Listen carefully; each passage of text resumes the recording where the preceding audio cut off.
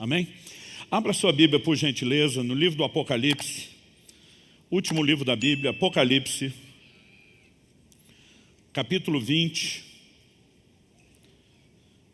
E nós vamos ler juntos dos versículos 11 até o verso 15.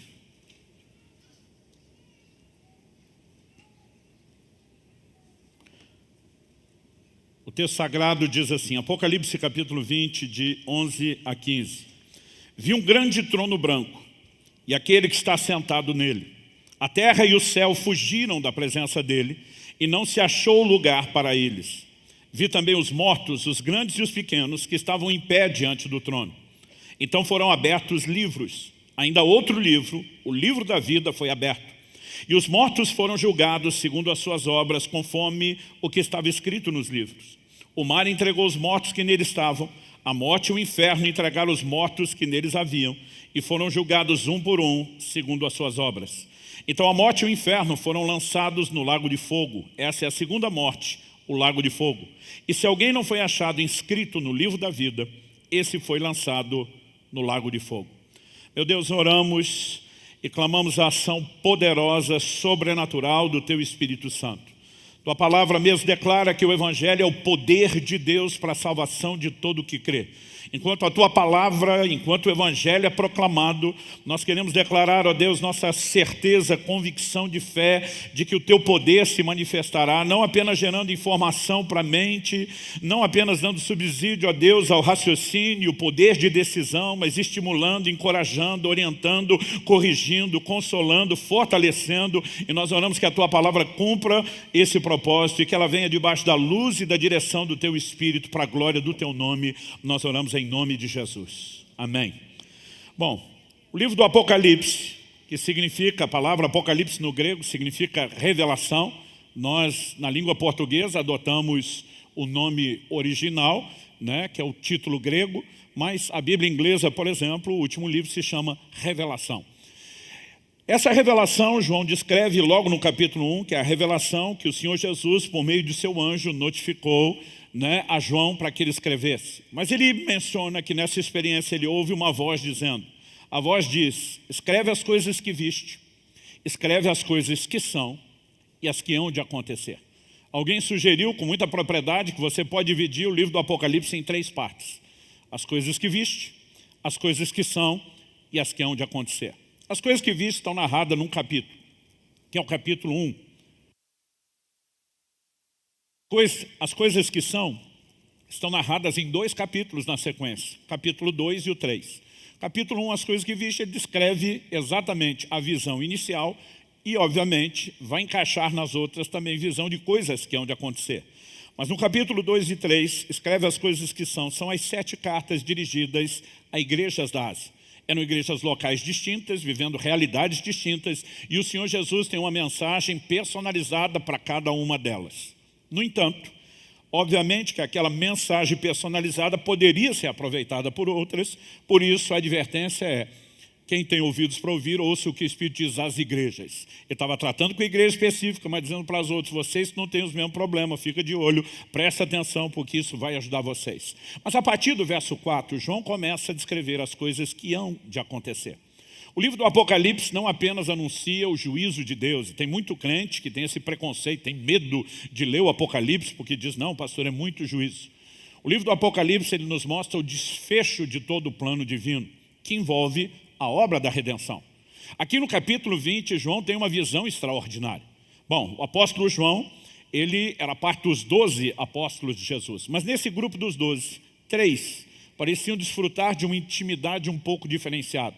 Há momentos onde Pedro, Tiago, né, e João, por exemplo, estão com o Senhor e nem sempre o grupo todo está. Mas desses 3, a Bíblia se refere a João como o discípulo amado, aquele que reclinava a cabeça no peito do seu Senhor. Mas a visão que João tem no capítulo 1, ela deve ter sido mais do que impactante.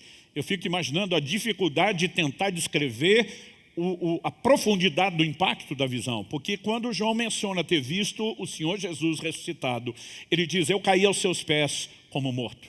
Ele não está mais contemplando o homem ao lado de quem ele andou por tanto tempo na Galileia e na nação de Israel.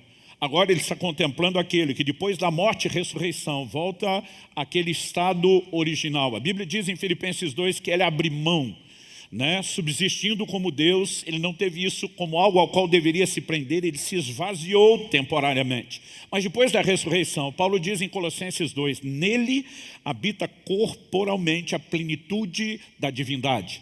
Ele ainda tem um corpo ressuscitado, mas a Bíblia diz, habita nele corporalmente. E João, diante daquela visão, impactado, diz, eu caí aos seus pés como morto.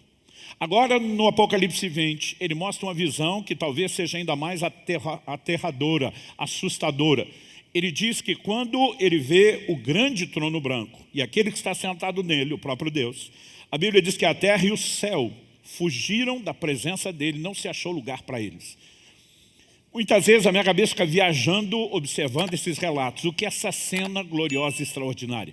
E aqui nós temos uma espécie de convergência de quase todas as principais doutrinas da Bíblia. Nós temos a presença de Deus, que é tanto o Criador como também o Redentor da humanidade. Disso, nós temos a menção de um julgamento. Nesse julgamento, a Bíblia diz, todos aqueles que já morreram serão apresentados e serão julgados segundo as suas obras. No livro de Hebreus, quando lemos sobre os rudimentos da doutrina de Cristo, 6 elementos são destacados como rudimentares, fundamentais. Entre eles, os 2 últimos, a Bíblia fala da ressurreição dos mortos e o juízo eterno. Isso significa que a morte é apenas o fim de vida nessa terra. Mas a Bíblia fala de uma ressurreição e, seguido da ressurreição, uma retribuição eterna. A Bíblia diz livros foram abertos. Esses livros são indicativos de registros. As pessoas perguntam, pastor, o céu tem livros literais? Quando eu era criança, ninguém discutia isso. Mas a partir do momento que passamos a viver os livros eletrônicos, outros tipos de registros, alguns começaram a pensar, bom, se hoje nós já temos algo diferente daquela época, a verdade é que quando eu era criança a gente não discutia, já era diferente daquela época. O nosso formato de livro com páginas não era o jeito que o livro deles era. Então, por exemplo, eles tinham rolos. Quando a Bíblia fala de abrir livro, é muito mais desenrolar um papiro, um pergaminho, do que a ideia que eu e você temos de livro. Se os livros da época de Jesus, por exemplo, fossem semelhantes aos nossos, o que você ia perceber é o que você constata hoje em Israel, que eles leem de trás para frente, né? Totalmente invertido da gente. Então não creio que a Bíblia necessariamente esteja tentando propagar a ideia de algo literal. Mas no mínimo, o que não pode ser discutido há um conceito, registros, né? Alguém falou, por que, poxa, hoje tem registro eletrônico, não precisa de papel. Eu falei, bom, e no plano espiritual, onde as coisas não são tangíveis, menos necessidade de papel ainda. Então, independente de discutir se os livros são literais, o que a Bíblia está apresentando é a ideia de que há registros. Está tudo documentado. E chegará o momento de prestação de contas. A Bíblia diz que além dos livros, onde cada um será julgado de acordo com as obras escritas nos livros, um livro em específico, e esse é o único que recebe nome e ganha destaque diferente dos demais. O livro da vida foi aberto. E é sobre o livro da vida que eu quero dar destaque hoje. Mas a Bíblia diz, quem não foi achado inscrito nele, foi lançado no lago de fogo, a segunda morte. Então nós temos a presença de Deus, o Criador e o Redentor de todas as coisas. Nós temos o reconhecimento de que a vida após morte, ressurreição, julgamento, e que há salvação e que existe condenação e perdição. Essa cena de João resume todas as principais doutrinas da Bíblia, embora a minha palavra hoje está mais relacionada com a doutrina da salvação do que explorar todas as coisas. Mas digo isso porque eu vejo muitos pregadores modernos tentando suavizar a mensagem do Evangelho e alguns deles estão negando a existência de um inferno literal. Eu digo, se não existe inferno, logo não existe condenação, qual a necessidade de salvação? Por que é que pregamos salvação? Aliás, se não existe inferno, e Jesus na Bíblia foi praticamente quem mais falou sobre o inferno, qual a credibilidade que Jesus tem em tudo aquilo que ele ensinou? E se o que Jesus falou não tem credibilidade porque parte do que ele falou não é verdadeiro, por que é que nós vamos ficar com o resto depois de jogar o inferno fora? Ou seja, não tem como, ou abraçamos no nosso código de fé a palavra de Deus toda, completa como ela é, ou não dá para simplesmente tentar ser seletivo e dizer isso eu quero, isso eu não quero. Na verdade, você tem o direito de querer ou não, mas isso vai afetar a sua vida, não pode afetar a essência daquilo que se crê. E quando olhamos para esse pacote, nós vemos um destaque, o livro da vida. Não é o único texto que fala do livro da vida. O livro da vida ele é citado com muita recorrência e frequência no livro do Apocalipse. Mas nós temos menções no Antigo Testamento. Jesus falou a respeito dele, Paulo falou sobre ele. O livro de Hebreus menciona o livro da vida. E com tantas menções, eu acredito que o assunto merece uma pequena sistematização. E o tema da minha mensagem hoje é o livro da vida. O que é que nós precisamos saber a respeito disso? Eu fico tentando imaginar, a partir, obviamente, das nossas experiências, das ilustrações que temos, o que pode ser a ansiedade de alguns enquanto os livros estão sendo abertos. Quando garoto, eu me lembro, chegava a época do fim do ano e a listagem de quem foi aprovado ou reprovado era colado num paredão e era a hora da verdade. Alguns chegavam tranquilo, porque eles tinham certeza que tinham passado de anos. Outros chegavam também com certeza, não de que tinha passado, mas de que tinham sido reprovados. Mas não tinham dúvida. Mas alguns iam assim com as pernas tremendo, aquela ansiedade, passei ou não passei. Me lembro, tempo depois, dos amigos consultando as listas de vestibular. Numa época em que o resultado não estava online, não era disponível via internet, não havia notificação, então se procurava a listagem. Quando a Bíblia usa essa expressão dos livros, obviamente o mundo antigo tinha um entendimento para que essa ilustração fosse bem aproveitada. Quando você percebe, por exemplo, no censo, José com a sua família indo a Belém, eles tinham registros nas cidades, quem nasceu, quem morou, quem era filho de quem. E obviamente aquilo determinava o reconhecimento, é ou não é um cidadão da cidade. E João está falando, você percebe na sequência, ele vai descrever a cidade santa, a Nova Jerusalém, o lugar que Deus tem preparado para nós. Mas a Bíblia diz, para entrar, tem que estar rolado, tem que estar no registro, no rol. E o que eu e você precisamos saber e entender é que estar ou não estar lá determina o destino eterno e a participação que teremos naquilo que Deus nos disponibiliza. Então a primeira verdade simples, que não depende de muita discussão, que eu quero destacar, é que ter o nome escrito, registrado, arrolado no livro da vida é requisito para se entrar nos céus. Ponto de partida e indiscutível. É um requisito para que eu e você possamos entrar. Apocalipse capítulo 21, verso 27, falando agora da cidade santa, que na sequência ele vai apresentar, diz assim, nela não entrará nada que seja impuro, nem o que pratica abominação e mentira, mas somente os inscritos no livro da vida do Cordeiro. A palavra aqui traduzida em inscrito, no original grego é grafo, que significa basicamente escrever, né, da referência à forma das letras, a delinear letras, não importa aí se estamos falando de uma tabuleta, de um pergaminho de papel, fala de registro. Então, quem está registrado vai entrar. Capítulo 21 e 22, nós temos a descrição do que já é chamado estado eterno. Todas as coisas se consumaram, o juízo estabelecido, né? Satanás, a besta, o falso profeta, seus anjos lançados no inferno de fogo, tudo definido. Quem entra para desfrutar da salvação eterna, os que estão arrolados no livro da vida. Então acredito que eu e você precisamos entender não só que a Bíblia fala sobre o livro da vida, mas porque fala. Isso precisa gerar em mim e você um sentimento de certeza. Eu quero mexer no assunto aqui de certeza de salvação, mas quero também apresentar para você que a ideia de certeza sobre a Bíblia envolve mais coisas do que, né, eu e você imaginamos. Então, estabelecido esse fundamento, que não precisa de muita discussão, de que é requisito para se entrar nos céus.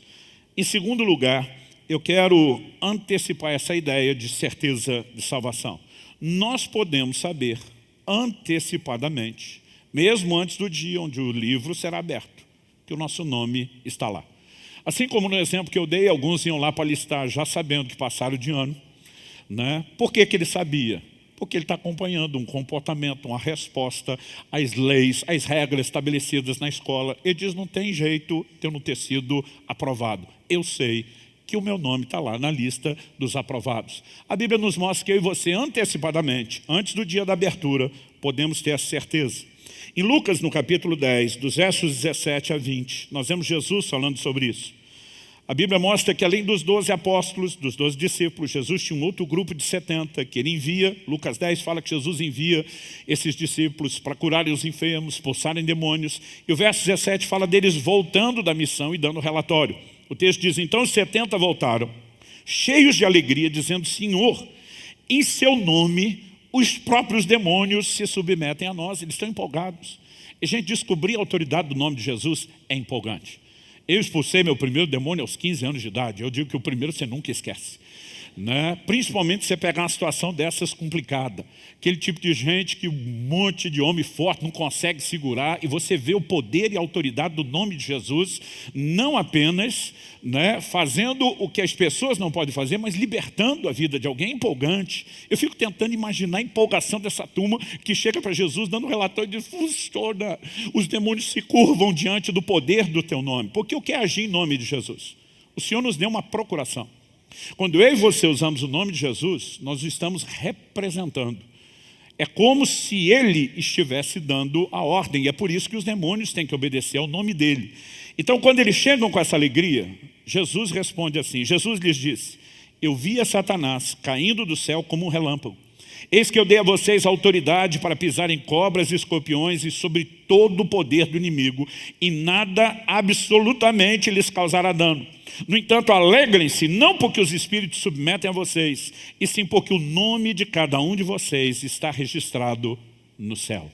Você pode repetir isso comigo? Diga: alegrem-se, porque os nomes de vocês estão registrados no céu. Jesus mexe em alguns assuntos interessantes. Um dia desse alguém falou: então onde é que se tira a ideia de que Satanás era um anjo que caiu do céu? Eu falei: Jesus diz: eu vi Satanás caindo do céu, né? Você lê Isaías 14, Ezequiel 28, e você vai perceber que de fato, né, Satanás não apenas caiu, mas ele é chamado de um querubim da guarda. Antes da sua queda, ele tinha uma posição distinta. A Bíblia diz no livro do Apocalipse 12, capítulo 12, que ele arrastou um terço dos anjos do céu consigo na sua rebelião. E obviamente agora eles estão empolgados porque esse exército de Satanás tem que se dobrar à autoridade do nome de Jesus, que Filipenses 2 diz, é o nome acima de todo nome, diante do qual todo o joelho há de se dobrar nos céus, na terra, debaixo da terra, reconhecendo que Ele é Senhor. Estão empolgados e Jesus não está dizendo que não é motivo de empolgação. Ele está dizendo: alegrai-vos antes. Ele diz: vocês têm um motivo de alegria que tem que vir antes desse, que é maior do que esse. Qual? Os nomes de vocês estão escritos e arrolados nos céus. Isso se chama alegria da salvação. E sabe, eu percebo que muito crente não aprendeu a ser dirigido por isso.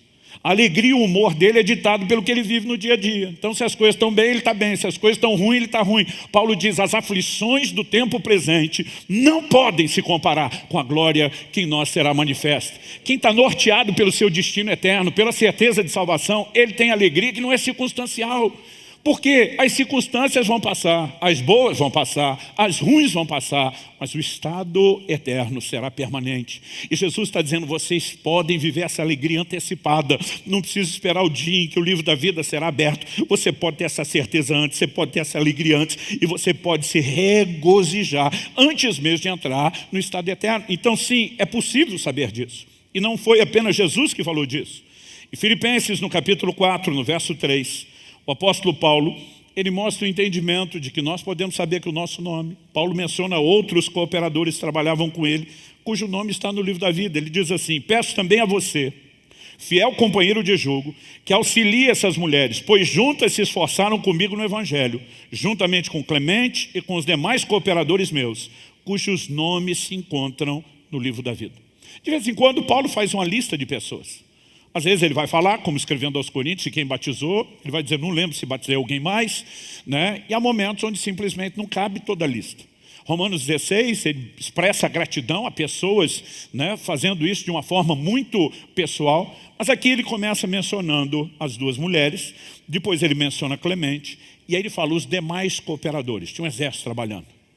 E ele usa essa expressão, cujos nomes estão escritos no livro da vida. Para mim é um jogo de palavras. Paulo diz: não vou relacionar aqui, mas eles não precisam do nome deles relacionado dessa carta.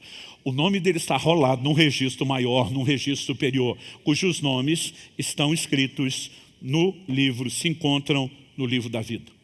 Sabe, isso nos mostra que essa menção frequente dá não apenas a ideia e o conceito de uma doutrina, mas a repetição do mesmo conceito dentro da doutrina do livro da vida, de que podemos ter essa ciência do nome lá antecipadamente, é importante. No livro de Hebreus, no capítulo 12, nós temos, o livro de Hebreus, ele tem um foco, uma mensagem principal: exaltar o sacerdócio de Cristo acima do sacerdócio levítico.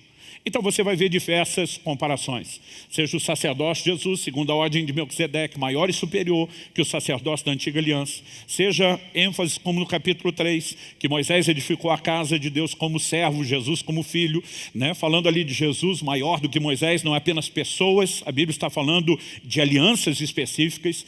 Em todo o tempo nós vemos esse contraste sendo feito. Então, quando chega no capítulo 12, dos versos 22 a 24, nós lemos assim: pelo contrário, vocês chegaram ao Monte Sião. O que significa aqui? Pelo contrário, vocês chegaram ao Monte Sião. Para não ter que ler demais, não explicar demais, a gente acaba indo ao ponto. Mas o texto começa anteriormente dizendo que nós não chegamos ao Monte Sinai. Dos versos 18 em diante, né, até o 21, ele descreve a experiência que a nação de Israel, que saiu do Egito, aquela geração teve, enquanto Moisés está no monte, a lei é dada, e foi uma cena aterrorizante para os que estavam lá. O texto diz, pelo contrário, em vez de ter a experiência que eles tiveram, ele diz, vocês chegaram ao Monte Sião, à cidade do Deus vivo, a Jerusalém celestial, a milhares de anjos. Vocês chegaram à assembleia festiva, à igreja dos primogênitos arrolados no céu. Vocês chegaram a Deus, o juiz de todos, ao Espírito dos justos aperfeiçoados, a Jesus, o mediador da nova aliança, ao sangue da expiação, que fala melhor do que o sangue de Abel. Em todos esses exemplos que ele usa para destacar a nova aliança, a experiência de salvação, chegando a Deus, juiz de todo, o Espírito dos justos aperfeiçoados, a Jesus, mediador da nova aliança, ele usa a expressão, a igreja dos primogênitos arrolados. Arrolados é cujo nome se encontra no rol. Arrolados nos céus. Aqueles que têm os seus nomes registrados nos céus. E sabe, essa é uma das maneiras como a Bíblia se refere a mim, a você, a cada um daqueles que abraçou a fé em Jesus e que está experimentando a salvação oferecida gratuitamente por Deus. Nossos nomes estão escritos no livro da vida. Como podemos saber disso? Em primeiro lugar, porque a palavra de Deus assim o diz. Um dos exemplos, eu não quero gastar tempo detalhando isso, mas um dos exemplos é a declaração do mesmo João, que no livro do Apocalipse fala que um dia os livros serão abertos. Na primeira epístola de João, no capítulo 15, no verso 13, ele diz, essas coisas escrevi a vocês que creem no nome do Filho de Deus, para que saibam que têm a vida eterna. Outra tradução diz que tem, diz, a vida eterna.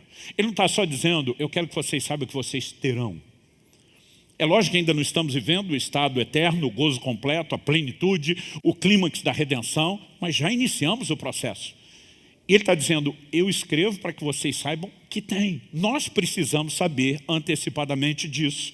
E nós chamamos esse processo dentro da doutrina da salvação de certeza da salvação. Então temos declarações bíblicas. Como que funciona a declaração bíblica? Pastor, é para todo mundo submete ao processo.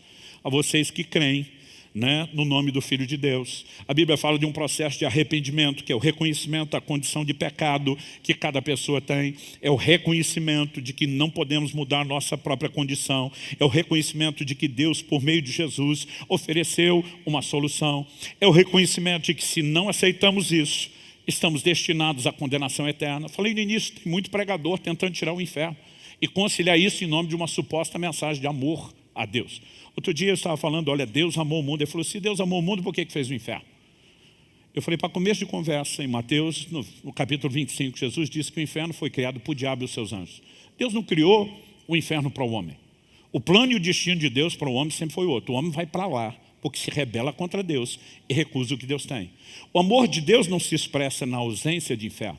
O amor de Deus se expressa por meio de um escape do inferno. E é isso que Deus oferece. O problema é que as pessoas querem continuar rebeldes a Deus, pecando contra Ele, vivendo distante dEle, mas no final, Ele que tem que ser amoroso e nos dar uma recompensa diferente da nossa rebeldia. Não é a mensagem bíblica. A mensagem bíblica é de que nós nos sujeitamos aos processos divinos e a salvação em Cristo Jesus é parte de um combo. Arrependimento, fé, a devida resposta, o processo de santificação, como veremos, porque Paulo escreve aos filipenses, diz aos mesmos filipenses que ele fala que dá para saber que o nome está no livro da vida, ele diz, aquele que começou em nós a boa obra, há de completá-la até o dia de Cristo. A obra ainda não foi terminada, a obra está em andamento, mas antes que termine, podemos ter convicção de que vai dar bom no final. Mas também como aqueles alunos que já sabiam que tinham reprovado antes de abrir o livro. Alguns podem ter convicção que vai dar ruim no final, em vez de dar bom. Por quê? Eles sabem se estão andando ou não de acordo com o processo. Por que eu estou dizendo isso? A mesma Bíblia que nos informa que é possível saber que há um livro, só entra no céu quem está no livro, dá para saber se estamos no livro, também tem algumas outras declarações que precisam ser colocadas no pacote e devidamente equilibradas no seu entendimento. No mesmo livro do Apocalipse, no capítulo 3, nos versículos 4 e 5, João recebeu do Senhor Jesus revelações que deveriam ser direcionadas a 7 igrejas distintas na Ásia. Numa delas, se dirigindo à igreja de Sardes, versículos 4 e 5 de Apocalipse 3. São palavras do próprio Jesus, é ele falando. E diz, mas você tem aí em Sardes umas poucas pessoas que não contaminaram as suas vestes. Triste ouvir isso. De uma igreja inteira, ele está dizendo poucas pessoas que não contaminaram as suas vestes. Para esse grupo, ele diz, elas andarão comigo, vestidas de branco, pois são dignas. O vencedor, em todas as 7 cartas, ele termina com uma mensagem ao vencedor. Dependendo da sua versão, está lá, ao que vencer. É sempre um encorajamento à perseverança dos santos, é sempre um encorajamento à persistência na fé. Mas ele está dizendo, ao vencedor, ele diz, o vencedor será assim vestido de branco, do jeito que ele prometeu. E ele emenda, e de modo nenhum apagarei o seu nome do livro da vida. Pelo contrário, confessarei o seu nome diante de meu Pai e diante dos seus anjos. Aqui nós temos algo interessante. Normalmente eu gosto de citar muito esse texto quando eu faço um apelo de conversão, chamando as pessoas a entregarem sua vida a Cristo. A gente fala que essa decisão por Jesus e a confissão tem que ser feita em público. Porque o próprio Jesus diz em Mateus 10, aquele que me confessar diante dos homens, eu também o confessarei diante do meu Pai e dos anjos que estão nos céus. Mas Jesus diz, mas o que me negar diante dos homens, eu também o negarei diante do Pai e dos anjos que estão nos céus. Porque a gente usa esse versículo naquele momento inicial, de alguma forma muitos são levados a crer, eu já acreditei assim, que para que Jesus confessar, tudo que a gente precisa é aquela confissão inicial. Nenhum lugar da Bíblia limita a confessar Jesus só o primeiro passo. Por exemplo, o batismo nas águas, que praticamos depois da decisão e da conversão, ele é uma confissão pública da nossa fé. E quando estamos lá, não quer dizer que não confessamos antes, estamos sustentando a confissão. E quando nós sustentamos a confissão diante dos homens, Jesus sustenta a confissão diante de Deus. Mas agora ele está falando de terminar bem a caminhada cristã, não só de começar. Ele diz, se você terminar bem, vai andar comigo vestido de branco. Ele diz, eu vou confessar o seu nome. Ele diz, e de modo nenhum apagarei o seu nome do livro da vida. Então significa que o nome pode ser escrito, mas o nome pode ser apagado. Eu vejo pessoas, principalmente quem na sua doutrina de salvação, e há crentes que pensam de forma diferente, têm os seus motivos para chegar às suas conclusões, não deixam de ser nossos irmãos em Cristo, a quem amamos, respeitamos e aprendemos com outros assuntos, mas eu não consigo, diante de uma declaração como essa de Jesus, dizer que uma vez salvo, salvo para sempre, que não importa o que você faça, não importa como você viva, está tudo garantido.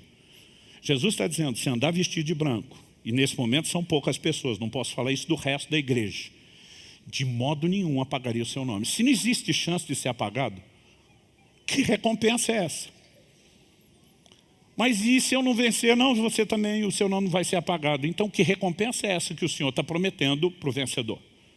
Interessante que essa palavra apagar, às vezes a gente imagina o apagar, já não nem, na época que era criança na escola, a gente escrevia com lápis, porque se errasse, podia apagar com a borracha. Eu lembro de uma época que tinham canetas, que a tecnologia permitia que elas fossem apagadas. Mas eu lembro de uma época em que a gente tinha que usar o corretivo. Né? Porque depois de você jogar a caneta ali, não tinha mais chance de você simplesmente apagar. Então, para apagar, tinha que cobrir com alguma coisa. A nova geração, ela só pensa no apagar, deletei, escrevo de novo. É um processo assim que quase não deixa rastro. Essa expressão traduzida aqui, usada por Jesus, né, como apagar, exaleipo no grego, ela era usada para falar de ungir, ela era usada para falar de limpar, ela é usada para falar de lambuzar, de cobrir com o visgo. E nesse sentido, muitas vezes ela era usada para falar de limpar, esfregando ou removendo algo. Em outras palavras, É quase como se Jesus estivesse dizendo o seguinte: não há a menor chance, se você tem pelo menos a minha idade, você lembra do corretivo. Não há a menor chance de eu lambuzar esse livro, jogando aquele corretivo branco em cima, para que o seu nome seja tirado de lá. Algo que eu e você precisamos entender é que nós muitas vezes pensamos em Deus na perspectiva humana, que é de imediatismo. Então eu imaginava que no momento que alguém responde a um apelo, convite para a salvação, vem à frente. Eu imaginava isso porque o sistema, eclesiástico favorecia. Eu cresci vendo os pregadores orientar as pessoas a orar entregando a vida para Jesus e terminava dizendo assim: escreve agora o meu nome no livro da vida. Quando terminava, a gente fazia festa, aplaudia, porque dizia: acabaram de ser escritos novos nomes. A pergunta é: isso acontece na hora? E quando Jesus está falando que alguém peca, então no momento que ele pegou, ele diz: risquei, reconciliou, removi o risco, está escrito de novo, pecou de novo. Será que Deus reage dessa forma imediatista? Nós precisamos entender a visão de grandiosidade de Deus que a Escritura nos apresenta. E essa visão de grandiosidade de Deus, ela tem a ver com Deus que é presciente, que conhece tudo o que vai acontecer antes de acontecer. Por que estou dizendo isso? Nós definimos que tem um livro da vida. Vimos a definição bíblica de que é um livro da vida. Que quem está registrado nele entra na salvação eterna, nos céus. Quem não está, fica do lado de fora. Que dá para saber antes que está lá. Mas agora chegamos a um ponto onde descobrimos que o nome pode não só ser escrito, mas pode ser apagado. Um dia eu estava comentando que o nome ser escrito não é necessariamente na hora em que alguém decidiu. Por quê? A Bíblia fala a respeito de apagar um nome que está lá. E, obviamente, para o nome ser apagado foi escrito. A pergunta é: quando foi escrito? Eu vou te dizer o que é que eu penso sobre isso. Eu acredito que o nome de todos os seres vivos, os que já morreram, os que vão nascer, todos eles, um dia foram colocados nesse livro. 1 Timóteo, capítulo 2, verso 4, diz que Deus deseja que todos se salvem e cheguem ao pleno conhecimento da verdade. Todos se salvem. Um ponto fundamental na nossa soteriologia, doutrina da salvação: a salvação é para todos. Alguns grupos dizendo: Deus predestinou alguns para a salvação, são os eleitos. Deus predestinou outros para a perdição, são os réprobos.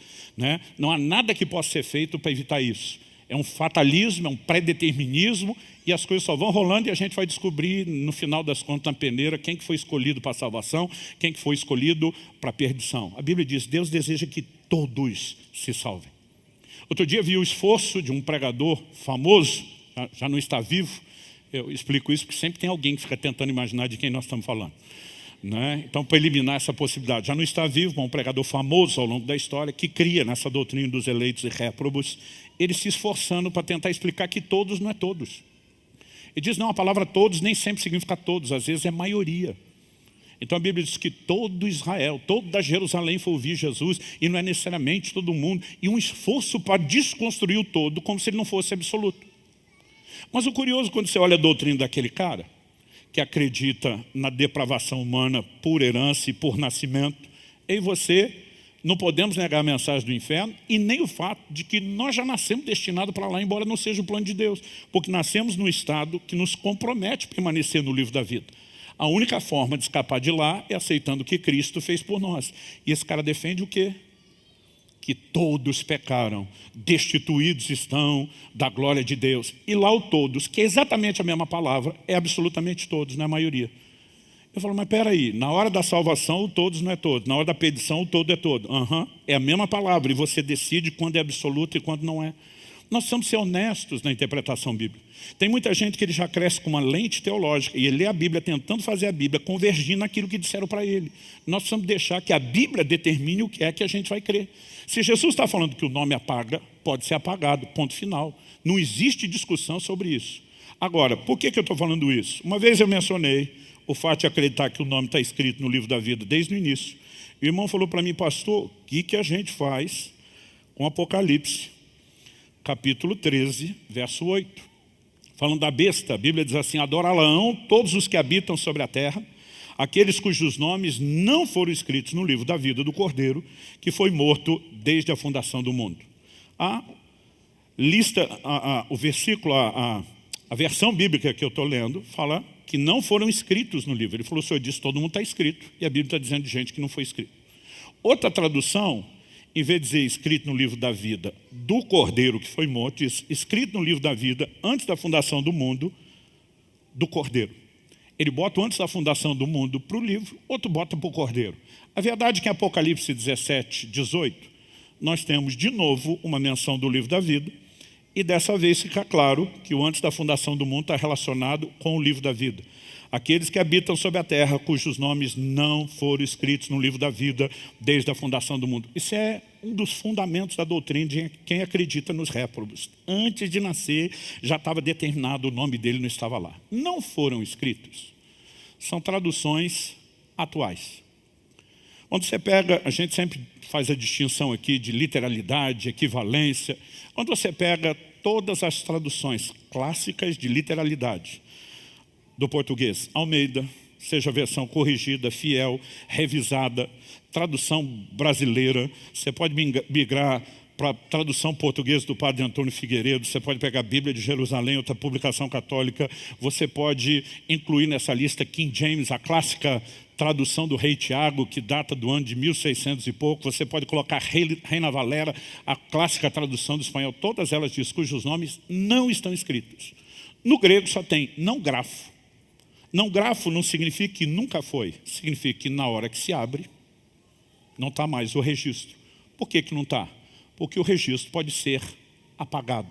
Eu não consigo ver dificuldade de conciliação. O que eu e você precisamos entender, quando a Bíblia toca no assunto de predestinação, e lógico, nem o tempo, nem o nível de maturidade espiritual do auditório permite a gente detalhar isso, né? Paulo fala que o alimento sólido é para os adultos e que as crianças precisam de leite. Tem assunto que não dá para você simplesmente discutir num culto como este de domingo. Mas nós precisamos ter o mínimo. E digo o mínimo porque as pessoas estão sendo bombardeadas em tempos de globalização por tudo que houve na internet. Outro dia alguém falou, pastor, legal o senhor respeitar o nível de maturidade, mas eu que não vou na escola bíblica, estou ouvindo os outros, né, falar contrário ao que o senhor pensa. Eu preciso de explicação. Um dia desse um chegou para mim e falou, o senhor crê na predestinação? Eu falei, claro que eu creio. É um termo bíblico.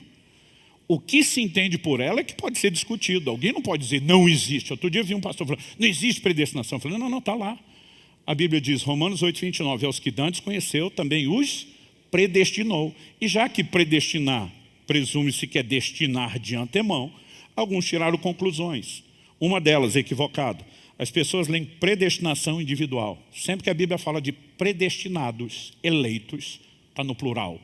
Deus fala de um plano para coletividade. As pessoas tiraram isso da coletividade, criaram uma leitura e uma interpretação individual. Segundo, o texto diz aos que dantes conheceu. A palavra no grego, prognose, capacidade de conhecer antecipadamente, presciência. É o que Deus tem. Deus não é só onisciente, conhecedor de todas as coisas, Ele é presciente. Ele conhece antes de acontecer. 1 de Pedro, capítulo 1, verso 2, quando vai falar sobre eleição, o apóstolo Pedro escreve e diz o seguinte, ele foi conhecido, não, eu citei 1 Pedro 1, 20, 1 de Pedro 1, 2, eleitos segundo a presciência de Deus Pai, em santificação do Espírito para a obediência e aspersão do sangue de Jesus. A doutrina de predestinação, de eleição, que supõe escolha antecipada, sempre destaca o quê? Presciência. O que significa isso? Eu e você estamos presos à linha do tempo. A gente estiver bem informado e acompanhou, a gente sabe o que aconteceu e a gente avalia o que está acontecendo até agora. Eu e você não sabemos o dia de amanhã. A gente tem prognósticos, a palavra prognóstico é conhecer antecipadamente, quando algumas coisas dão evidência de que podem acontecer, mas a gente não tem nenhuma certeza. Eu e você estamos presos na linha do tempo. Deus é um ser atemporal. Então imagina que, como eu e você temos a capacidade de olhar para o que já aconteceu, porque para nós a gente já sabe, está tudo lá e dizer isso aqui é um fato. Deus atemporal, fora da linha do tempo, Ele olha passado, presente, futuro, todas as coisas. Não existe surpresa. É por isso que nós não podemos imaginar um Deus reativo. Aceitei Jesus agora. Ele correu escrever meu nome no livro da vida. Esculhambei. Ele vai lá tirar. Reconciliei. Vamos botar de volta. Nós temos um Deus que sabe antecipadamente isso tudo. Por exemplo, cronologicamente, na nossa linha histórica, Jesus morreu quando? Há 2000 e poucos anos atrás. Então, no Antigo Testamento, você tem uma preparação, os anúncios, as promessas, no fim, a chegada, a consumação. E agora estamos vivendo o período onde aguardamos o seu retorno. Mas a Bíblia usa a expressão, o cordeiro que foi morto antes da fundação do mundo. Mas foi morto antes da fundação do mundo ou 2000 anos atrás? 2000 anos atrás na nossa linha cronológica. Para quem vive fora do tempo. Antes do tempo acontecer, todas as coisas já estão consumadas, porque ele não é pego de surpresa. Dá para entender a diferença? Paulo perseguia Jesus. O próprio Jesus aparece e diz, por que você me persegue? Eles não são nem um pouco amigos até esse momento. Há um momento na linha do tempo onde Paulo tem encontro com Cristo, mas escrevendo aos Gálatas, ele diz, ele me separou desde o ventre da minha mãe. Mas peraí, você era inimigo. Então é Deus que escolhe, não é você que escolhe. Ou o Deus que sabe as nossas escolhas, presciência. Ele trabalha antecipadamente em função daquilo em que ele não é pego de surpresa. Por que eu estou dizendo isso? Nós precisamos ter um entendimento de que Deus oferece ao homem o poder de escolha. Ele diz a Moisés, Deuteronômio 30, de 15 a 19, eu ponho diante de vocês a vida e a morte, a bênção e a maldição. Deus diz, escolhe vida. O que ele está dizendo? Eu te dei o poder de escolher. Isso não significa que eu não queira te influenciar a fazer a escolha correta. Paulo disse que ele pregava para persuadir os homens. Se está tudo pré-determinado de uma forma absoluta e fatalística, por que é que nós temos que persuadir alguém? As pessoas serão autopersuadidas. Deus fará isso, a gente não tem que fazer absolutamente nada. Não há sequer um motivo lógico para que você realmente pregue. Mas não, a gente prega para Deus chamar. Mas se Ele determinou, Ele chama pregando ou não pregando. A pregação sempre foi apresentada nas Escrituras como uma forma de persuadir. Deus está dizendo, está aí a vida e a morte. Eu não vou escolher, mas hashtag fica a dica. Escolhe vida, escolhe direito. Deus está dizendo, eu vou tentar persuadir você. Então, quando pregamos a mensagem de salvação, não podemos negar a responsabilidade das escolhas para entrar no processo e o peso que nossas escolhas têm para nos conservarmos dentro do processo. Tem muita gente iludida por uma falsa segurança de salvação, acreditando que pode viver uma vida espiritual esculhambada com as suas vestes sujas e que no final está tudo bem. Eu quero te dizer, biblicamente, não está. E se eu não for honesto pregando essas coisas a você, em vez de ser um parceiro de Deus, eu posso ter me tornado um parceiro de Satanás, que quem quer povoar o inferno é ele. Então nós precisamos olhar para as Escrituras e ter o devido temor. Como a gente concilia essas declarações? Quando a Bíblia fala de um plano para salvar todos, eu particularmente acredito, Deus diz, vamos botar todo mundo no livro da vida. Mas alguns podem escolher o contrário. Se escolher o contrário, a gente risca. Mas Ele dá oportunidade e Ele tem a clara intenção de que todos entrem. Mas para garantir a entrada, eu e você precisamos entender algo. Há textos que falam a respeito de um plano já consumado, como o que eu li logo no início, Apocalipse 21, 27. Não entrará nada que seja impuro, nem o que pratica abominação e mentira, somente os escritos no livro da vida. A Bíblia diz, o impuro, o mentiroso, o imoral, o adúltero ficará de fora. Quando você pega a linha da doutrina de salvação na Bíblia, o homem não precisa fazer nada de errado. Ele nasceu errado. Uma pessoa que nasceu e não entregou a vida a Cristo pode viver trancado numa jaula o resto da vida, não fez mal para ninguém, ele está sentenciado ao inferno. Não é por causa do que ele fez, é por causa do que ele é. Quando a Bíblia está dizendo que quem faz isso não entra, não está falando do não crente. Presume-se que todos os que não aceitaram Jesus já estão fora. Está falando de alguém que aceitou, criou uma esperança do nome no livro da vida, mas começou a agir de maneira que fará com que o seu nome seja apagado. O que você precisamos entender é que a mensagem bíblica do livro da vida é uma mensagem que deve produzir certezas. Quais certezas? Em primeiro lugar, eu e você, assim como aqueles alunos que já sabiam que passaram de ano antes de olhar a listagem, que nos adequamos ao processo, nós podemos ter a certeza de salvação. A palavra de Deus diz, o testemunho do Espírito Santo está dentro de mim. Não é merecimento. Outro dia alguém falou, a santificação que você prega é merecimento. Eu falei, de jeito nenhum. Merecimento se a gente vencer sozinho. Jesus disse, em mim nada podeis fazer. Ele oferece a graça, o recurso do Espírito Santo, a ação sobrenatural da palavra, mas Ele me responsabiliza ao que vencer. Porque se eu não uso o recurso dele, porque eu não posso vencer sozinho, mas se eu não uso o recurso dele para vencer, eu sou responsabilizado por não ter usado o recurso. Então, o que a Bíblia nos mostra o tempo todo, responsabilidade humana. Eu estou trabalhando desde 2019 com paciência, detalhadamente, um dos próximos livros, que é só sobre livre-arbítrio e responsabilidade humana. Porque nós precisamos entender que a Bíblia nos chama a essa compreensão. Por qual motivo? Outro dia alguém falou, eu não creio nesse negócio de apagar o nome no livro da vida, porque é um versículo só. Eu falei, como é que é? Saiu da boca de Jesus. E você vai dizer que não crê nisso? E para começo de conversa, não é um versículo só. Paulo diz em 2 Coríntios 13:1, citando a lei, que pela boca de 2 ou 3 testemunhas se estabelece toda a questão. Salmo 69:28 diz, sejam riscados do livro dos vivos e não sejam incluídos na lista dos justos.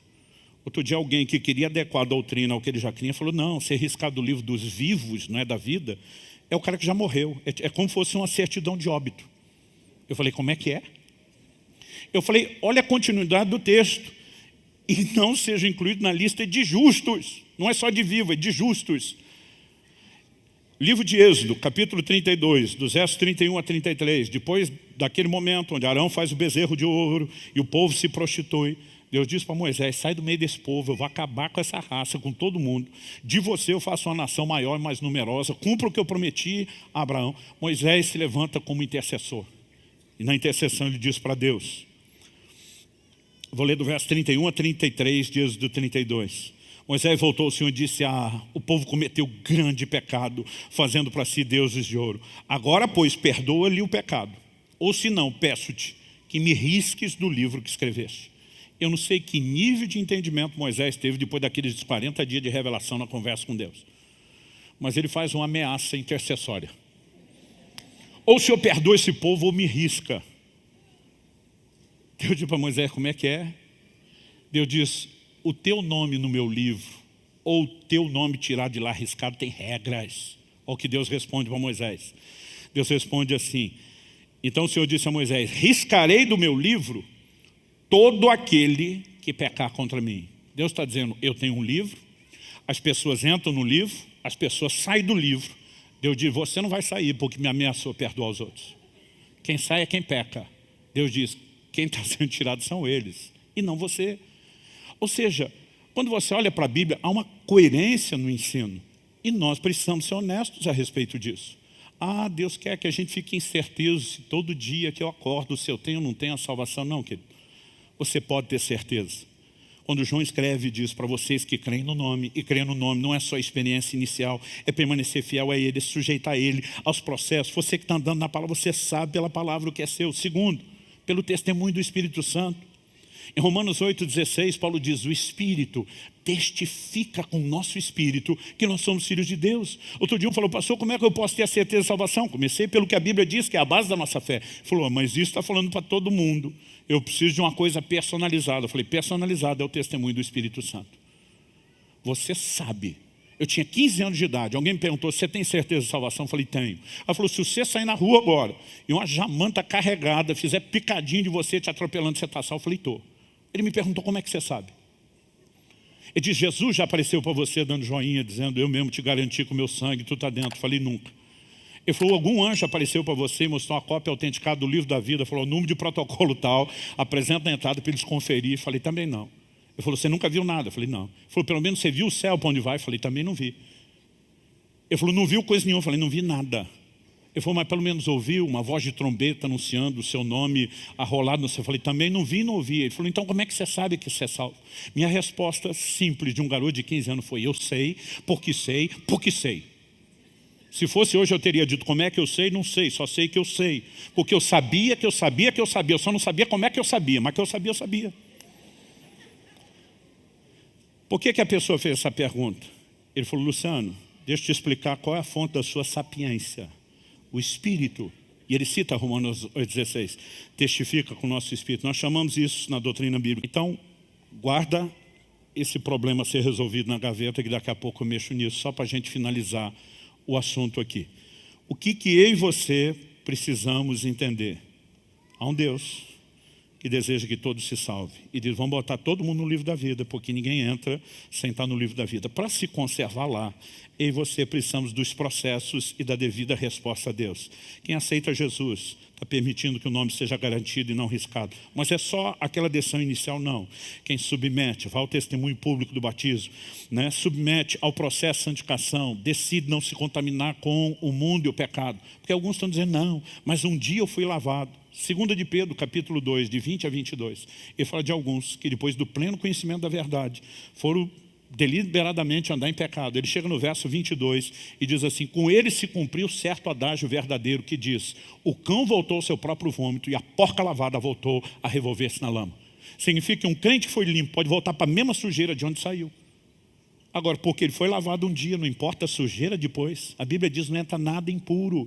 E se a pessoa sujou depois, ela pode comprometer o processo. Agora, Deus não está falando essas coisas para gerar incerteza. Eu não sei se eu chego lá. Primeiro, para nos manter distante da pureza. Segundo, se em algum momento houve tropeço e contato com a impureza, que haja arrependimento, restauração e conserto imediato, e não uma brincadeira contínua com o pecado. Dá para entender a diferença? Então, a ideia não é desanimar, é encorajar você a perseverança dos santos, como diz a Bíblia, a permanecer dentro do processo de Deus, correspondendo com Ele. E eu queria que você ficasse em pé para parecer que está acabando. E nós vamos voltar no assunto da certeza de salvação. Eu quero terminar orando, mas não só orando. Normalmente a gente termina sempre fazendo um convite a 2 grupos de pessoas. Primeiro, aqueles que nunca entregaram suas vidas a Jesus. Não há a menor chance de você experimentarmos salvação por nenhum outro meio. O apóstolo Pedro, pregando, diz de uma maneira clara, não há nenhum outro nome dado entre os homens pelo qual importa que sejamos salvos. Ele está dizendo, a não ser o nome de Jesus. A Bíblia diz, há um mediador entre Deus e os homens, 1 Timóteo 2,5, Jesus Cristo, o homem. Não existe outras mediações, é só Cristo, e é o nome dele. Então, para começo de conversa, frequentar uma igreja não garante sua salvação, nem a nossa. Eu fico pasmo com alguns que dizem, nós somos os únicos salvos, só a nossa igreja. Eu digo, então são vocês salvam. A Bíblia diz que é o nome de Jesus, e onde esse nome é crido e invocado, independente de haver uma estrutura de igreja ou não, a salvação se manifesta. Mas se você não passa pelo processo de um arrependimento, eu reconheço, sou um pecador, estou destinado à perdição, não mudo minha história, que é esse reconhecimento que te leva a entender Jesus é o Salvador, veio dar a solução que eu não tenho, que te leva a crer no que Ele fez, que permite experimentar a salvação. Você pode ouvir tudo o que Jesus falou sem experimentar o que Ele fez por você.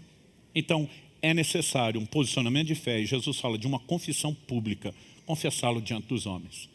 Então, há um momento, Jesus disse, se alguém não nascer de novo, não entra no reino de Deus.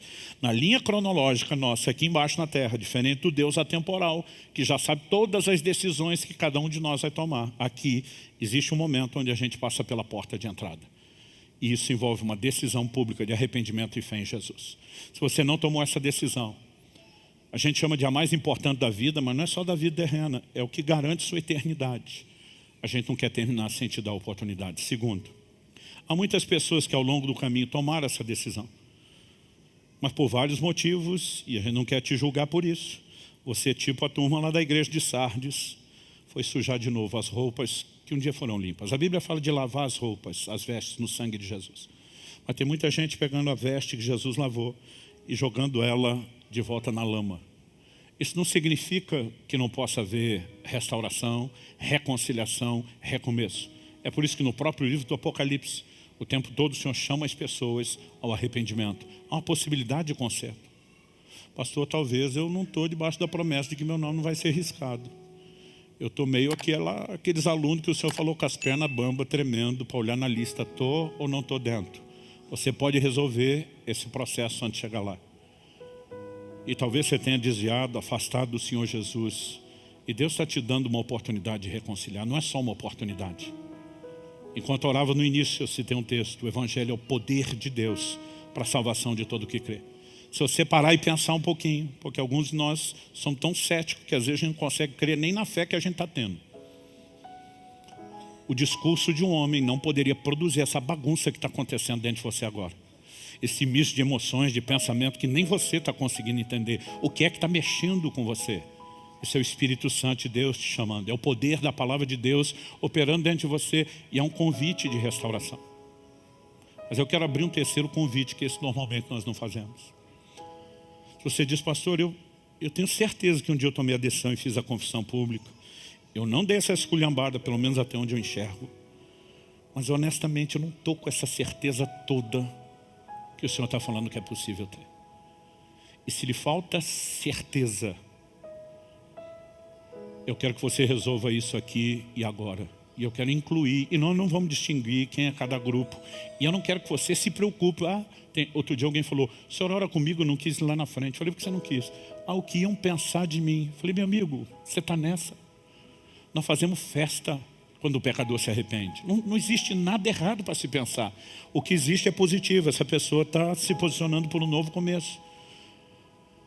Então nós não vamos nem fazer distinção, porque não importa qual é a sua decisão, nós vamos nos alegrar com todos os três grupos. Mas você precisa resolver o assunto de certeza e salvação, e você sabe que Deus está mexendo com isso. Eu quero que você se una aos demais. E não importa quem de você, desses três grupos você seja. Se você sente que precisa entregar sua vida a Jesus, reconciliar-se com Ele, ou reafirmar sua fé, sai do seu lugar o mais rápido que você puder, vem aqui à frente. Nós vamos orar juntos e nós vamos terminar isso da melhor maneira, não só para o culto, não só para o momento, mas para toda a sua eternidade. Bem depressa. Às vezes alguns ficam, não pastor, eu estava assim pensando, eu não estou tão ruim. Se algo dentro de você está dizendo, vai lá, só obedeça. Não tente explicar, corresponda. Então não importa aonde você esteja, entregando a vida para Jesus pela primeira vez, reconciliando com Ele depois de uma decisão de fé que talvez foi abandonada, que você permitiu esfriar, ou simplesmente um posicionamento, Senhor, eu vou reafirmar minha fé em público, mas eu quero sair debaixo de uma convicção sobrenatural do Espírito Santo, dessa segurança de salvação, de certeza de salvação, que não significa que ela não se comprometa, mas que te promove o tempo todo a perseverar e a conservar aquilo que você sabe que já tem. Ainda que o processo não tenha sido concluído, ainda que possa ser abortado, essa convicção, ela nos mantém num posicionamento contínuo de vigilância, de atenção, de dedicação ao Senhor. Eu gostaria que nós pudéssemos fazer juntos uma declaração de fé. Jesus falou de confessá-lo. A expressão confessar significa reconhecer um fato. Normalmente nós associamos confissão a algo negativo. A gente imagina confessar crime, confessar pecado, né? Se eu digo, por exemplo, minha esposa aos meus filhos que eu os amo, eu estou confessando, eu estou admitindo um fato, ainda que a confissão seja algo bom. Então o que eu quero pedir, alguns de vocês que estão reconciliando ou reafirmando já sabem como isso funciona e poderiam fazer isso sozinhos. Os que estão fazendo a primeira vez também poderiam fazer isso sozinho, porque é invocar o nome de Jesus. A oração não tem que ser bonita, não tem que ser bem elaborada, ela tem que ser honesta e sincera. Mas na minha experiência, de mais de 30 anos pregando, é que quem nunca decidiu fica meio perdido a primeira vez. Então a gente gosta de te ajudar, fazendo uma oração para que você repita. Se você depois de me ouvir falar, eu posso repetir isso de forma honesta e sincera, você pode fazer isso. Se você preferir, em vez de repetir, pode fazer a sua. Se quiser, pode fazer os dois, a minha e a sua. Mas você precisa fazer algo. Então eu quero que você que veio aqui à frente, você que está nos acompanhando pela transmissão, e o Espírito Santo está te chamando ao posicionamento de uma dessas três decisões, você pode se unir com a gente agora. Você que está assistindo essa mensagem gravada depois, não estava ao vivo, faça a confissão nesse momento. Porque o que vale não é fazer conosco, é fazer diante de Deus. E você vai ser tocado pelo poder de Deus da mesma forma onde estiver. Então quero pedir que vocês estão tomando essas decisões, todos que vieram aqui à frente, você que está fazendo isso à distância, diga comigo, Senhor Jesus, reconheço minha condição de um pecador. Reconheço a minha incapacidade de reverter por mim mesmo essa condição. Mas reconheço e admito que o Senhor é o único Salvador, que por meio da sua morte e ressurreição, o Senhor ofereceu a única solução possível. E nesse momento, eu me arrependo dos meus pecados, eu creio na salvação que o Senhor oferece, e eu me aproprio dela, pela fé, eu tomo essa salvação para mim. E eu digo que a partir de hoje, há um novo tempo, há um recomeço. E eu declaro que eu renuncio todo envolvimento com o reino das trevas. E eu me rendo ao seu governo, Jesus. Eu me submeto ao teu senhorio. E eu oro para que todos os teus recursos possam ser experimentados por mim. A tua graça, o auxílio do Espírito Santo, para que eu permaneça na verdade, para que eu sustente o compromisso hoje assumido e experimente um dia a plenitude da tua salvação. Eu invoco o teu nome, Jesus, e toda a salvação que há nesse nome, da qual me aproprio hoje. E eu declaro a partir de hoje, sou teu, em nome de Jesus e para a glória de Deus. Você pode dar a Deus um forte aplauso por cada um deles. Eu quero fazer mais uma oração. Eu quero que todos vocês que aplaudirem, estendam a mão na direção deles. Pai, nós entregamos cada um deles aos teus cuidados e à tua graça. Oramos pelo toque sobrenatural, poderoso do teu Espírito Santo. Oramos por mais do que uma experiência emocional, mais do que um momento de questionamento racional. Nós oramos pelo toque sobrenatural. O Evangelho é o poder de Deus para a salvação de todo o que crê. Nós oramos pela ação do teu poder e operação e manifestação. Declaramos, ó Deus, sejam reais e verdadeiras na vida de cada um deles as suas palavras: perdoados são os teus pecados. Mas declaramos também que a mão do Senhor os conduzirá. Declaramos que eles estão debaixo de cuidado e proteção. Oramos que o teu Espírito os guie. Oramos que de fato, ó Deus, haja uma liberação dos céus e haja convicção dentro de cada um deles de que algo único, singular, sobrenatural está acontecendo, não só nesse momento, mas a partir desse momento. Nós os entregamos aos teus cuidados e à tua graça e os abençoamos, orando que sejam fortalecidos na caminhada, em nome de Jesus e para a glória de Deus. Amém. Amém. Glória a Deus. Glória a Jesus.